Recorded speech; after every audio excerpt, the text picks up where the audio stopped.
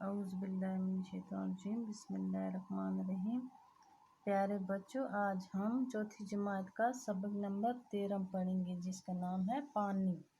پہلے کچھ مشکل الفاظ اوپر دیے گئے ہیں، ہم ان کے معنی پڑھیں گے۔ موسلا دھار، وہ بارش جو دیر تک برسے۔ قلت ہو گیا کمی، جذب کرنا، چوسنا، آلودگی، گندگی۔ باز ہو گیا چاند، پانی۔ برسات کا موسم تھا، آسمان پر گھنے بادل چھائے ہوئے تھے۔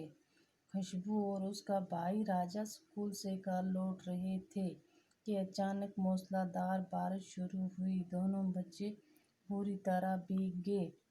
مشکل سے وہ گھر پہنچے۔ ان کی ماں دروازے پر کھڑی بے صبری سے ان کا انتظار کر رہی تھی۔ گھر میں داخل ہوتے ہی بچوں نے کپڑے بدلتے ہوئے بارش کو برا بھلا کہنا شروع کیا۔ ماں دونوں بچوں کو پیار سے سمجھانے لگی، ماں بارش کو برا نہیں کہتے۔ راجا، برا کیوں نہ کہیں گے، ہماری وردی اور کتابوں کا یہ حال۔ ماں، بچوں، بارش اللہ کی رحمت ہے۔ خوشبو، ماں کیسی رحمت؟ ماں، بارش کی وجہ سے پانی ہے، پانی نہیں تو زندگی نہیں۔ راجا، وہ کیسے؟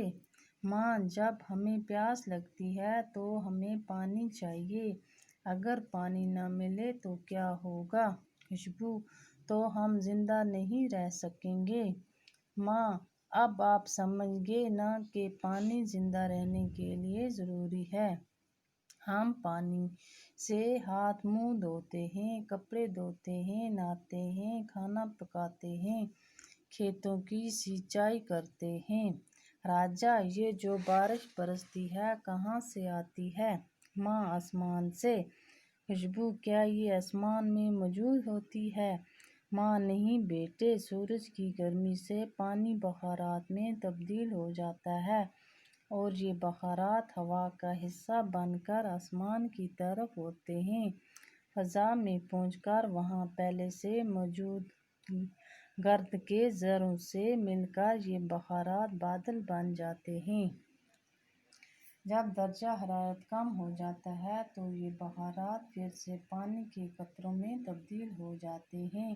یہی پانی کے قطرے بارش کہلاتی ہے۔ اگرچہ حرارت